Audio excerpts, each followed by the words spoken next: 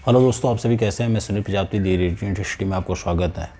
आज हम इंटरमीडिएट 11वीं के 11वीं एनसीईआरटी बेस्ड पे आधारित आपकी 11th की वर्क पावर एंड एनर्जी जो फिजिक्स का लेसन है, बहुत इंपॉर्टेंट लेसन है। आपके कॉम्पिटिटिव एग्जामिनेशन के बिहाफ से भी बहुत इंपॉर्टेंट लेसन है। उसको हम स्टार्ट करने जा रहे हैं। आज पहला लेक्चर है वर्क पावर एंड एनर्जी का, यानी कार्य शक्ति और ऊर्जा। इसे कार्य सामर्थ्य और ऊर्जा भी कहते हैं इस लेसन को। कहीं कहीं पे किसी बुक में जो है कार्य सामर्थ्य और ऊर्जा के नाम से भी है। इस लेसन को स्टार्ट करते हैं और बहुत ही शानदार लेसन होने वाला है, बहुत ही अच्छी लेसन है ये। ठीक है, तो स्टार्ट करते हैं। कार्य होता क्या है, कार्य किसे कहते हैं। ठीक है, कार्य किसे कहते हैं समझने की कोशिश करना। भाई, जब तक हम किसी वस्तु में बल नहीं जब तक आरोपित कर दें, और बल आरोपित करते ही अगर वो वस्तु विस्थापित ना हो जाए, तब तक वो कार्य नहीं होता है। तब तक वो क्या होता है, कार्य नहीं होता है। कार्य तभी होगा जब हम किसी पिंड या वस्तु में बल आरोपित कर दें, और बल आरोपित करते ही उस वस्तु में क्या हो, विस्थापन हो जाए, तो उसको हम क्या कहते हैं, कार्य कहते हैं। ठीक है, तो क्या हुआ परिभाषा। यदि किसी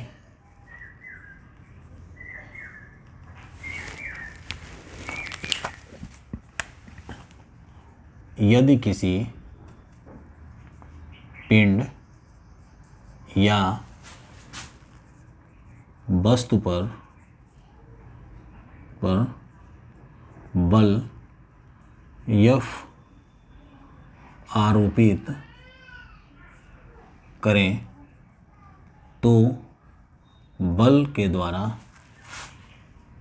तो बल के द्वारा उस वस्तु या पिंड में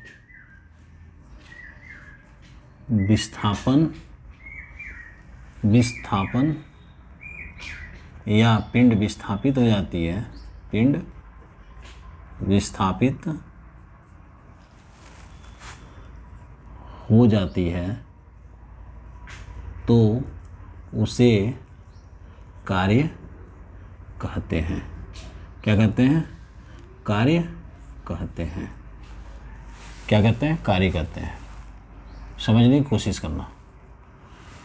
यदि किसी पिंड या वस्तु पर बल F आरोपित करें, तो बल के द्वारा उस वस्तु या पिंड में विस्थापन या पिंड विस्थापित हो जाती है। ठीक है, तो उसे हम कार्य कहते हैं। दूसरी भाषा में कहते हैं इसे, दूसरी भाषा में इसे भी कह सकते हैं, किसी बल के द्वारा यदि किसी वस्तु में विस्थापन हो, यदि किसी बल के द्वारा वस्तु में विस्थापन हो जाए, तो उसे हम कार्य कहते हैं। क्या कहते हैं, यदि किसी वस्तु में बल आरोपित करते ही वस्तु विस्थापित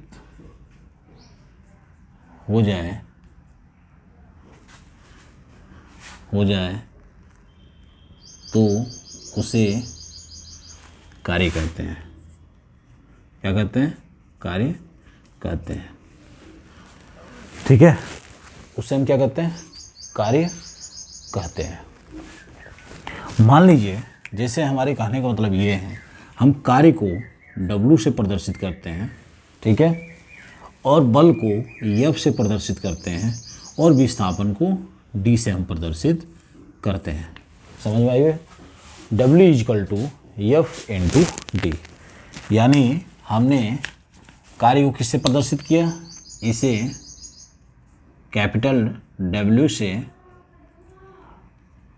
प्रदर्शित करते हैं। तो W = F × D, यानी W = F × D होता है। F क्या है, बल है, जहाँ F क्या है, F = फोर्स यानी बल, इसको न्यूटन में मापते हैं। और D क्या है, विस्थापन है, डिस्प्लेसमेंट, विस्थापन, इसको हम मीटर में मापते हैं। किस में मापते हैं, मीटर में मापते हैं। यदि मान लीजिए ये आपका कोई वस्तु है, ये कोई क्षैतिज स्थल है, और ये आपका क्या है, वस्तु है, यम द्रव्यमान की कोई वस्तु है। और हम इसमें जैसे ही बल आरोपित करते हैं, इसमें यफ बल लगाते हैं, यह पिंड क्या होता है, डी मीटर क्या करता है, इसमें विस्थापन हो जाता है इस वस्तु में। तो हम इसको क्या कहते हैं, कार्य कहते हैं। ये अपना पिंड है या वस्तु है, और वस्तु में जैसे ही हम बल लगाते हैं उसमें क्या होता है, डी मीटर ये विस्थापित हो जाता है। तो इसको हम क्या कहते हैं, डी कहते हैं। तो इस हिसाब से फार्मूला हो जाएगा आपका W = F × D। ठीक है, F × D, जो हमने आपको यहाँ बता भी दिया है। अब बात आती है, यदि मान लीजिए जैसे कोई पिंड है, इसे मैं मिटाता हूँ, इसे मिटा देता हूँ।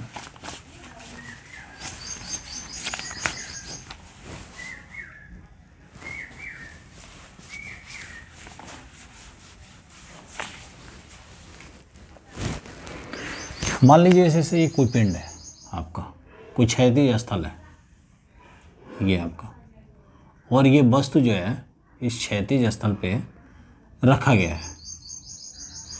ठीक है, ये अगर हम वस्तु को कुछ ऐसे हम इस पे बल आरोपित करते हैं तो क्या होता है, ये वस्तु अपना क्या होता है, ये लगभग डी मीटर क्या होता है, विस्थापित हो जाता है। यानी हम जिधर को बल लगा रहे हैं उधर की तरफ ही क्या हो रहा है, ये विस्थापित वस्तु हो रही है।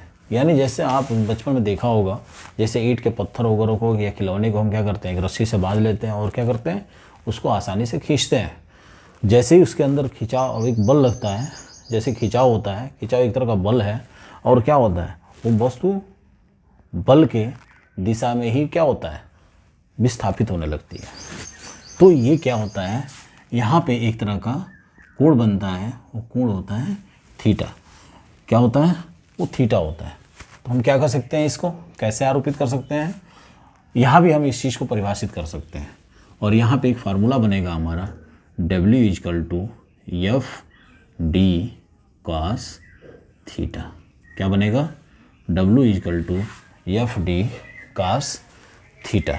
यानी ये हमारा बनेगा D cos थीटा, क्या होगा का मान, D cos थीटा का मान क्या होगा, D cos थीटा बल F के दिशा की घटक है।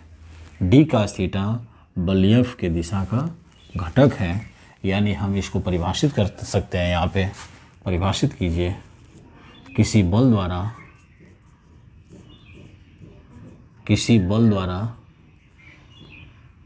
किए गए कार्य या किया गया कार्य, किसी बल द्वारा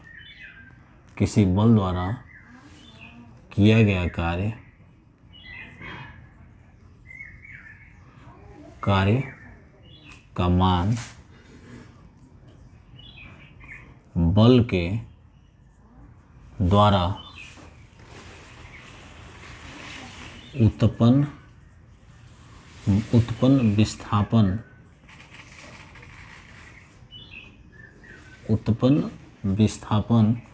और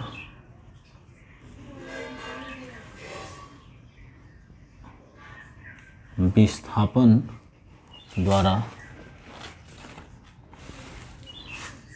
बल की दिशा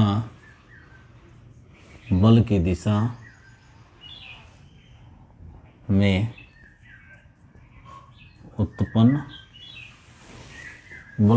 उत्पन्न घटक को कार्य कहते हैं। ठीक है, कार्य कहते हैं।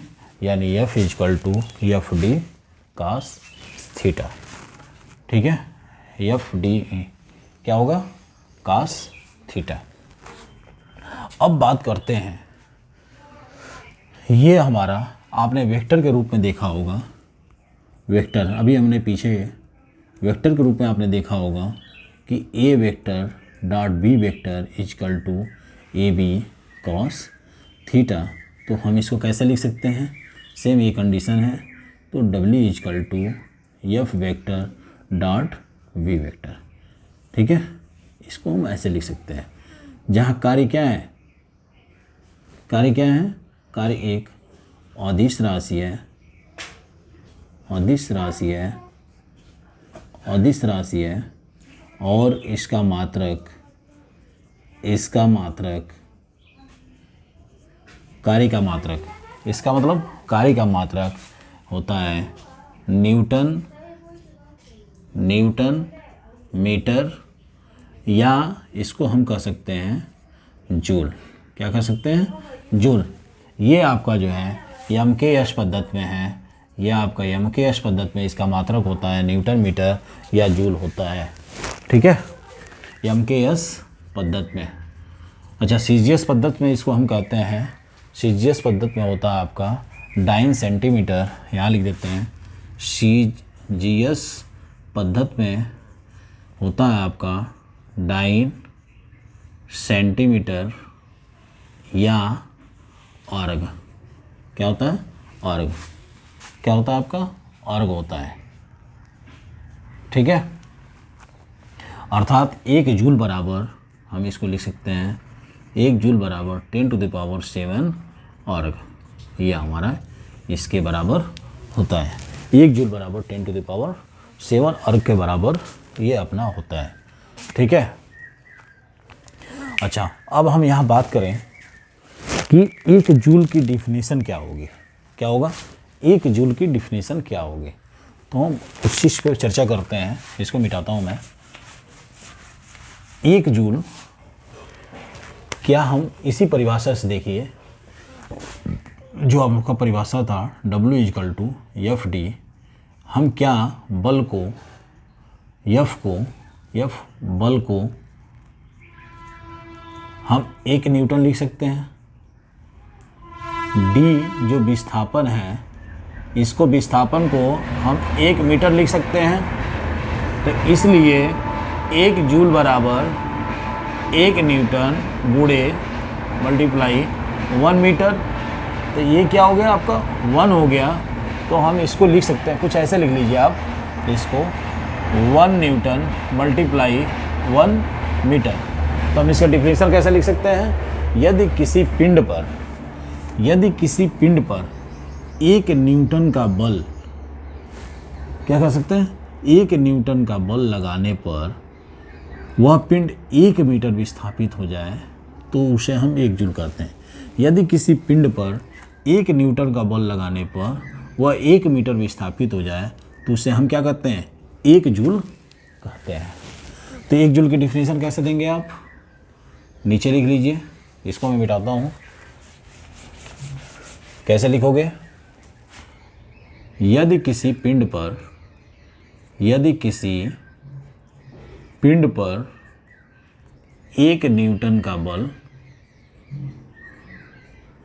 बल आरोपित करने पर या लगाने पर, आरोपित करने पर उस पिंड पर, उस पिंड में या पिंड में 1 मीटर का विस्थापन हो जाता है, विस्थापन हो जाता है, तो उसे 1 जूल कहते हैं। उसे क्या कहते हैं, 1 जूल कहते हैं, उस 1 जूल कहते हैं। तो देख लिया आपने, नॉर्मल फार्मूला हमारा क्या था, एफ डी वेक्टर के रूप में क्या हुआ हमारा, हमने एंगल के रूप में इसको बल आरोपित किया, तो F D cos theta, vector के रूप में क्या हुआ, W equal to F D, F dot D, ये हमारा हुआ, और हमारा 1 जूल का डिफिनेशन ये हो गया।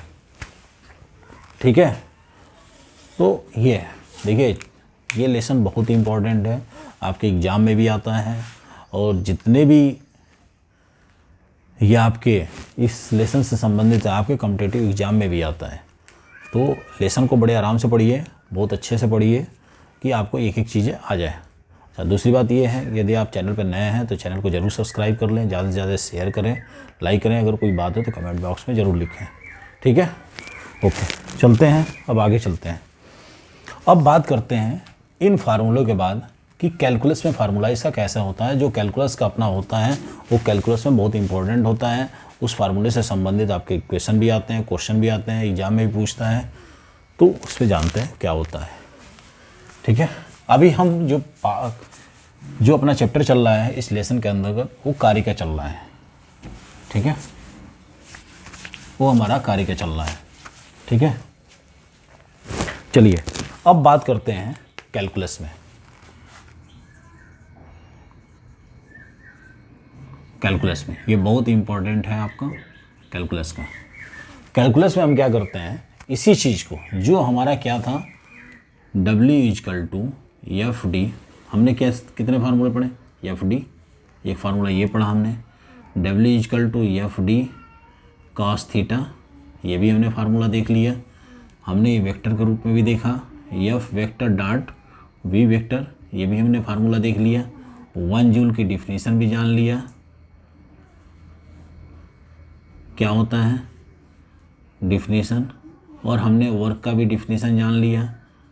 ठीक है, ये सब सारी चीज़ें हमने देख लिया। अब बात आती है कैलकुलस का कि कैलकुलस में इसको कैसे पढ़ते हैं, इसकी फार्मूला कैसी होती है।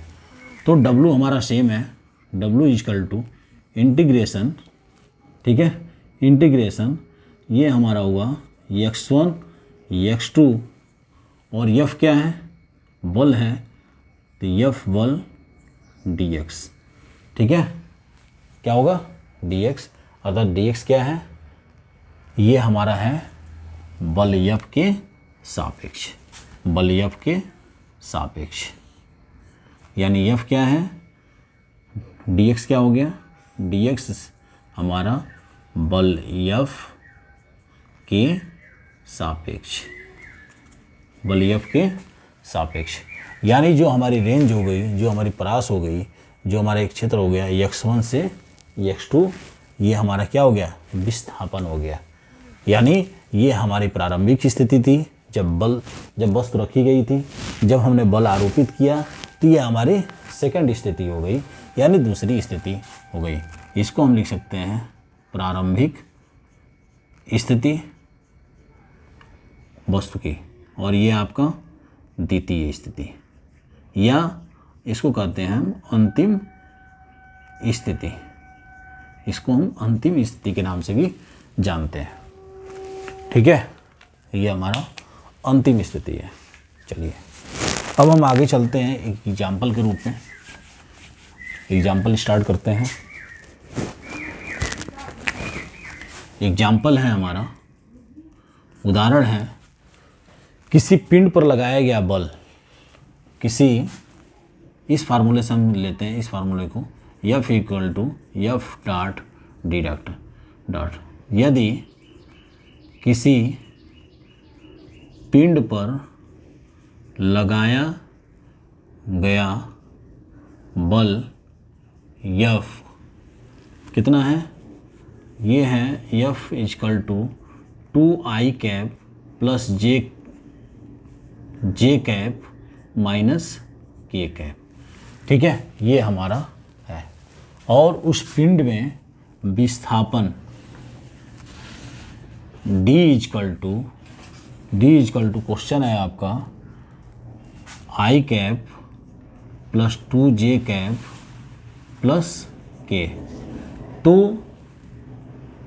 किया गया कार्य बताइए, किया गया कार्य बताएं, किया गया कार्य बताएं, क्या हो गया, किया गया कार्य बताएं। तो W= सॉल्यूशन, W= F की वैल्यू क्या है, 2I cap plus J cap minus K cap multi dot I cap plus 2J cap plus K cap. आप जानते हैं जो यूनिट वेक्टर होता है उसकी जो मैग्नीट्यूड होती है वो 1 होती है। अगर दो विपरीत आपके दो अपोजिट आपके यूनिट वेक्टर हैं तो उसका मल्टीप्लाई आपका 0 होता है, गुणनफल 0 होता है, और सेम आपके यूनिट वेक्टर होते हैं तो उनका मैग्नीट्यूड 1 होता है। यानी I cap is equal to J cap is equal to K cap K cap is equal to 1, I cap J cap बराबर J cap K cap I cap is equal to 0। ये हमने वेक्टर वाले समतल में गति में सॉरी ये हमने वेक्टर वाले पोजीशन में पढ़ा था, ठीक है, मोशन इन प्लेन,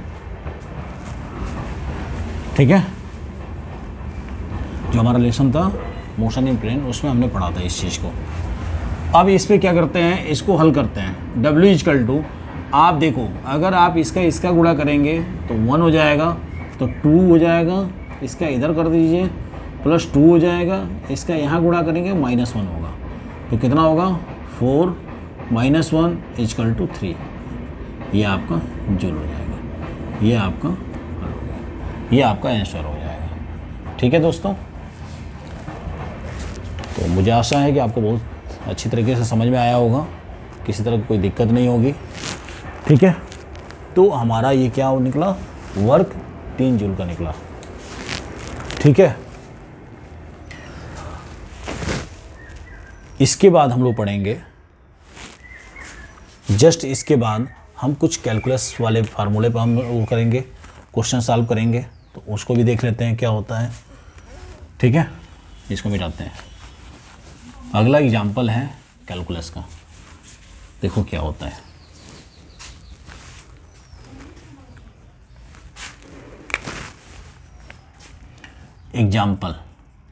एग्जाम्पल है आपका, किसी पिंड पर बल F, किसी पिंड पर बल F बराबर 2x + 3, 2x + 3 न्यूटन, ठीक है। ये क्या होता है, किसी पिंड पर बल F बराबर 2x + 3 न्यूटन का बल आरोपित किया जाता है, ठीक है दोस्तों। तो इसका विस्थापन, तो इसका विस्थापन 0 से 2 हो जाता है, 2 हो जाता है। ये हमारा हो जाता है या होता है या कर दिया जाता है, ठीक है। तो W यानी कार्य क्या होगा, ये हमारा क्वेश्चन है। देखो समझने की कोशिश करना। अब यहाँ पे क्या होगा, हम यहाँ पे W इजकल टू F की जगह पे, यहाँ पे प्रारंभिक स्थिति क्या थी 0, 2, और यहाँ पे F क्या है 2x + 3, इसके सापेक्ष हम समाकलन कर देंगे। जैसे हम समाकलन करेंगे तो क्या होगा 2x² / 2 + 3x, ठीक है, x के सापेक्ष हो रहा है 0 to 2, ठीक है। यहाँ पे 2 से 2 कैंसिल 4, ठीक है। और ये क्या होगा, ये होगा हमारा -3 दूनी 6 यानी -2, 0 0 होगा, यानी यहाँ पे हमारा क्या हो रहा है, जो वर्क हो रहा है वो निगेटिव के रूप में हो रहा है, यानी हमारा कार्य क्या हो रहा है, निगेटिव के रूप में हो रहा है। ये ध्यान रखना, कार्य भी नेगेटिव के तौर पे कभी कभी हो जाती है, वो सब सारी चीज़ें भी बताऊंगा कैसे होता है, ठीक है। ये हुआ अपना। तो अब अगली क्लास में मिलते हैं, फिर से इसी क्लास को कंटिन्यू करेंगे। आज के लिए बस इतना ही। वीडियो को ज़्यादा से ज़्यादा शेयर कीजिएगा, ठीक है। आज के लिए धन्यवाद।